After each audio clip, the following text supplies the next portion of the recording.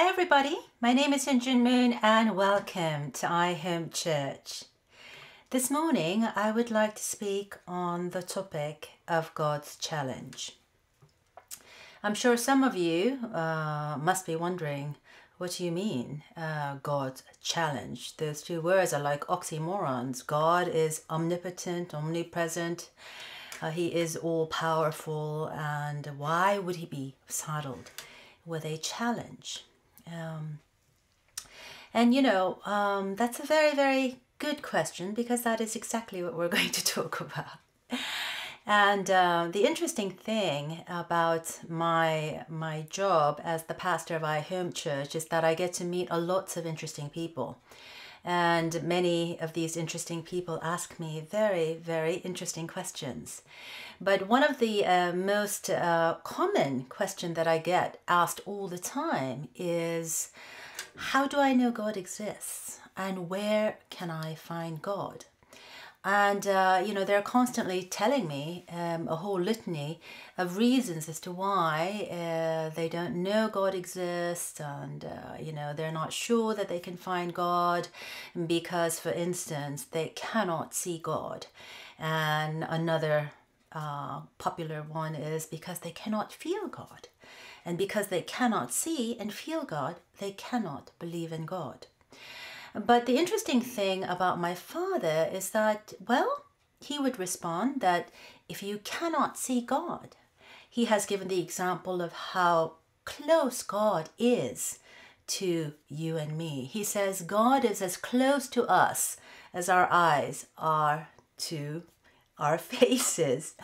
And so many times we cannot see our own face. We need the help of another to realize what I or you look like. Many times we need the mirror, or many times we need, our parents telling us, what our eyes look like, and therefore we know that we have eyes.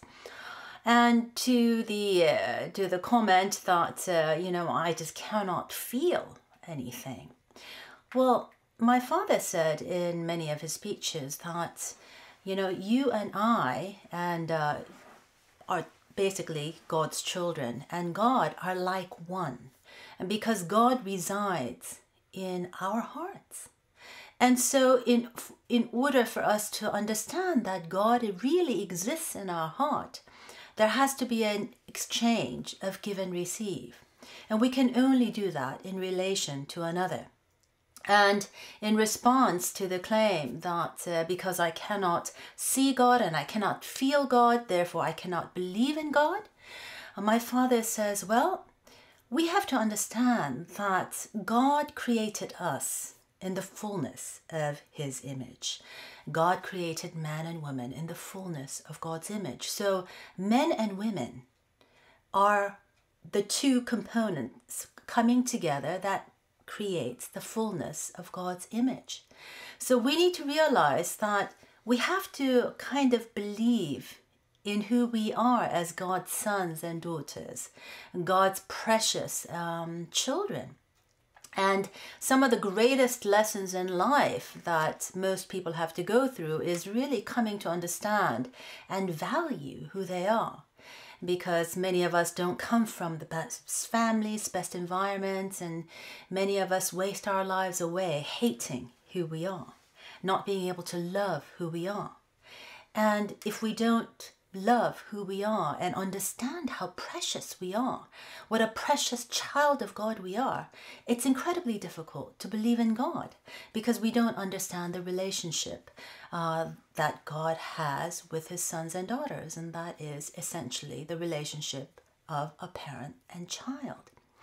And so Father shared with us many years ago in response to the question, where can I find God? He said, men and women each represent God.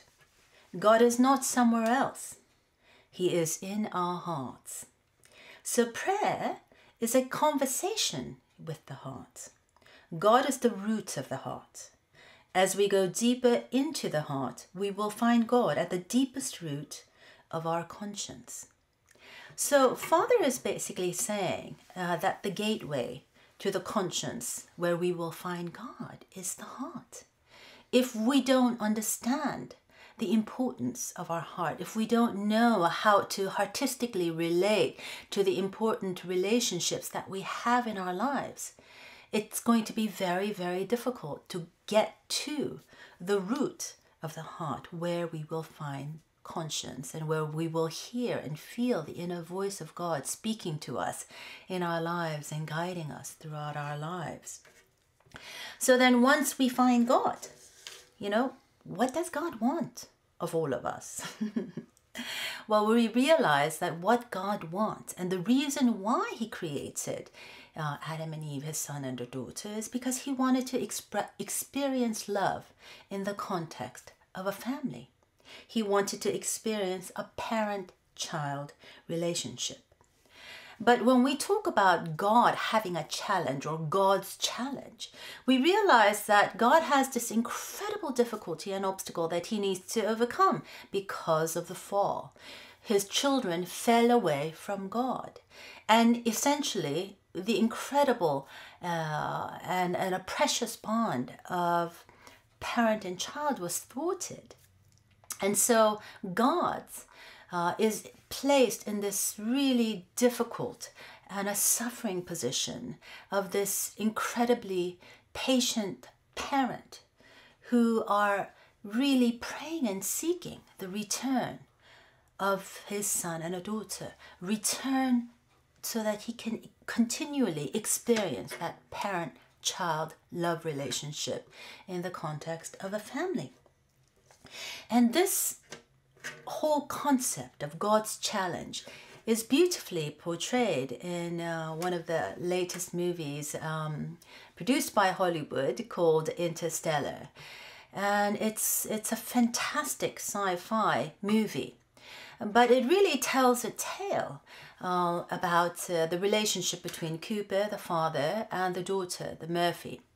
And unlike kind of the storyline in Armageddon, where the father kind of saves the world as the archetypal hero figure, and he basically sacrifices his life to save the world and his daughter, Interstellar is slightly a little bit more complicated in that it talks about the relationship, the dynamic between the father and the daughter, and the dynamic between the two that really saves the world. It's not the archetypal father figure sacrificing himself and he alone saves the world for the sake of his children.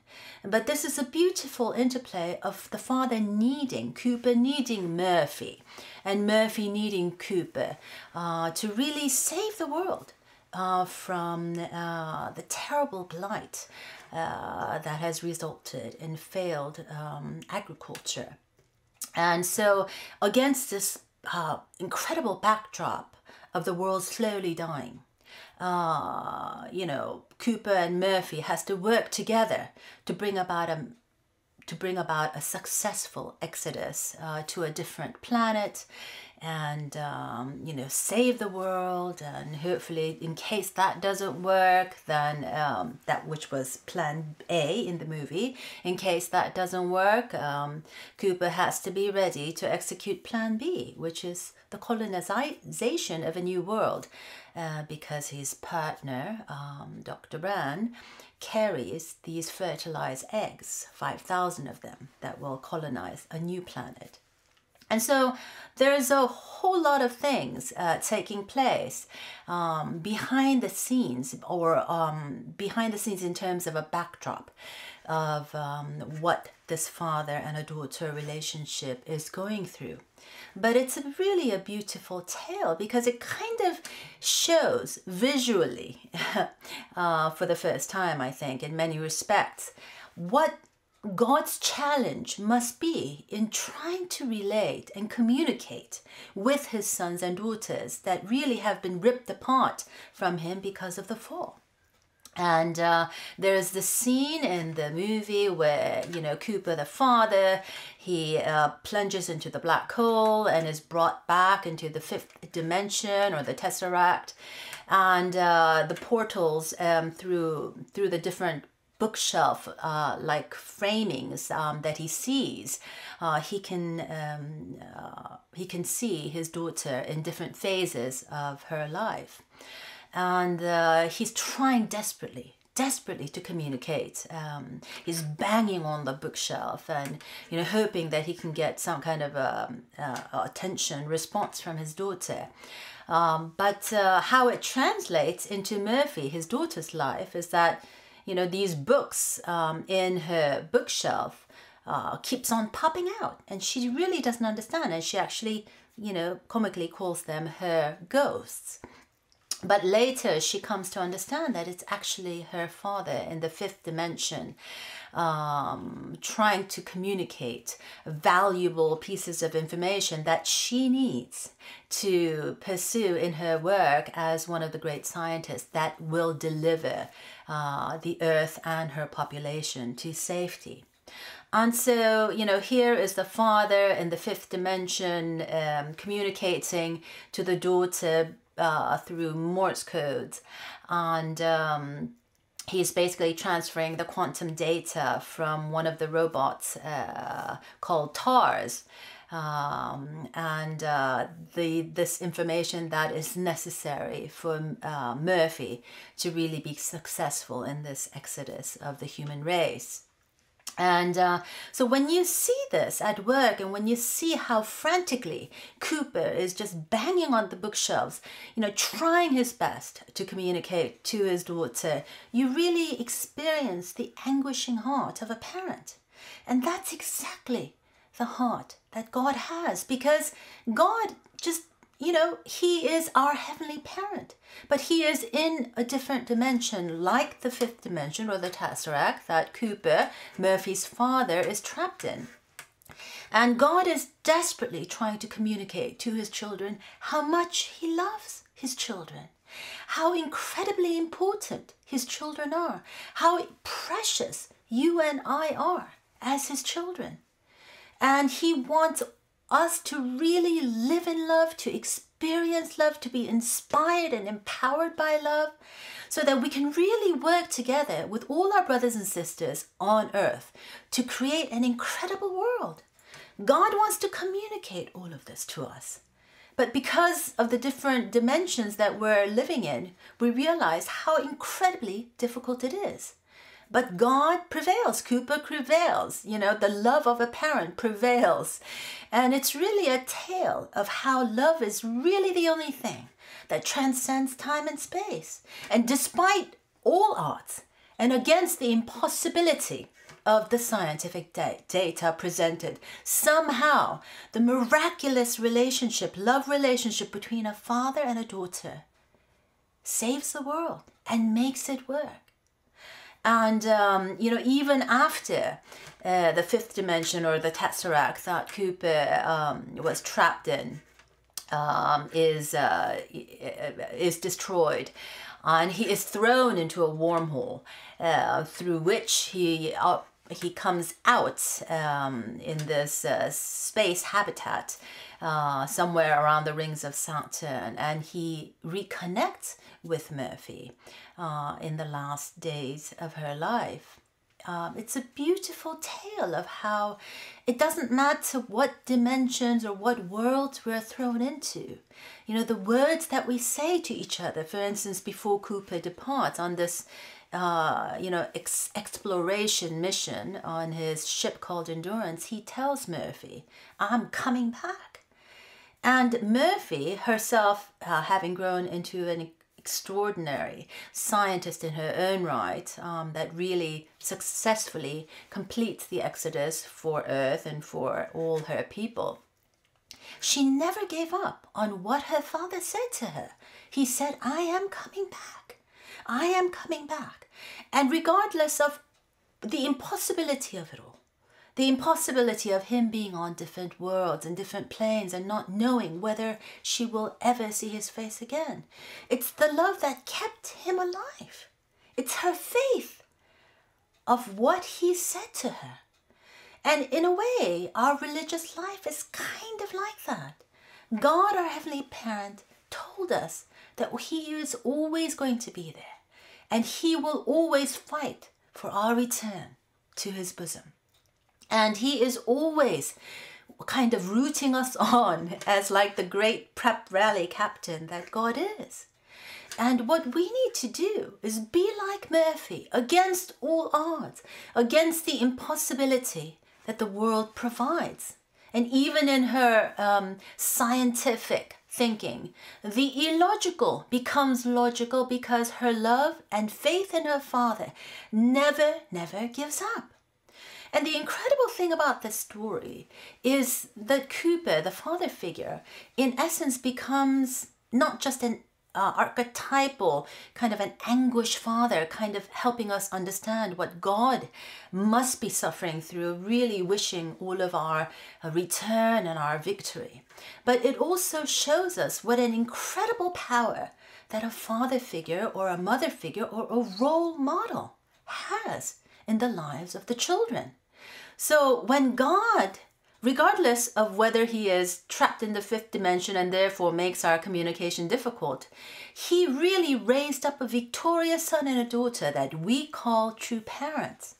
And they, as God's representative, really makes flesh God's words. And through their example, or their example as an incredible role model of true love, we can have not just faith, but we can have an example that we can aspire to. And that's the incredible thing about true parents. And so, from God's point of view, God's challenge is how to communicate with his children through a different plane, like the fifth plane or the tesseract that Cooper had to somehow find a way to communicate with his daughter Murphy back on Earth. But our challenge, really, as God's children, is to learn how to go beyond what we cannot see, to learn how to go beyond what we cannot feel, to learn how to go beyond what we cannot believe. And how do we do all three of those things? We do all three of those things and go beyond what we cannot see, what we cannot feel, and what we cannot believe by practicing love every day in our lives. It's the power of give and receive. You have to interact with the other in order for us to grow in love. And so it's an incredibly powerful message how, God is very much there in our lives, whether we feel, see, or believe in God or not. And God is working each day and night to really communicate with us.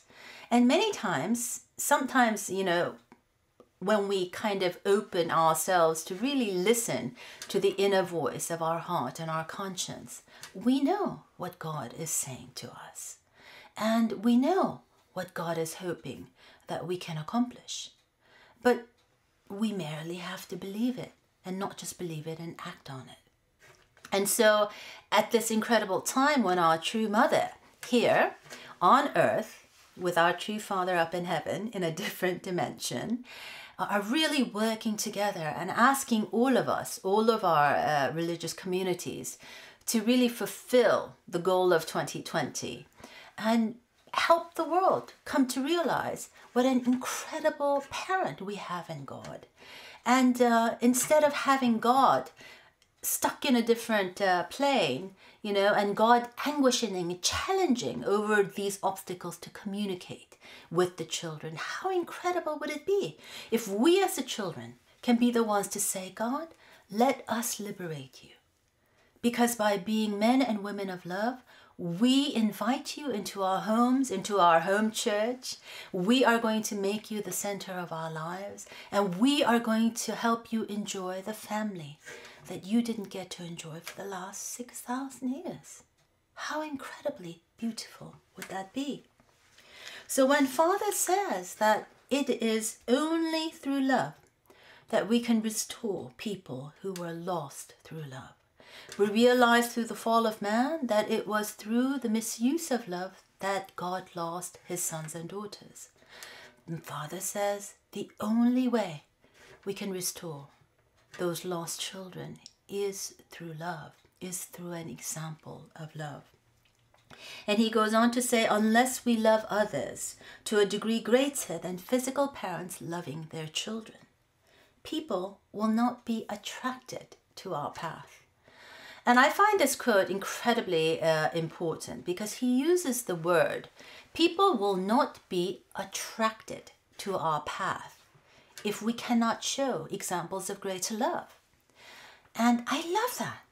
Because here, we're not preaching it, we're not telling people what to do, but just by being great examples of love, people will be naturally attracted to who we are, to our families, to our communities, and to the world that we would like to create as one family under God. So, it's natural witnessing, and it's the most effective and the most beautiful way of really helping people understand what true parents and what our Heavenly Parent up in heaven is all about. And, you know, this example that Pil Kim shared with some of us many, many years ago really brings this quote home.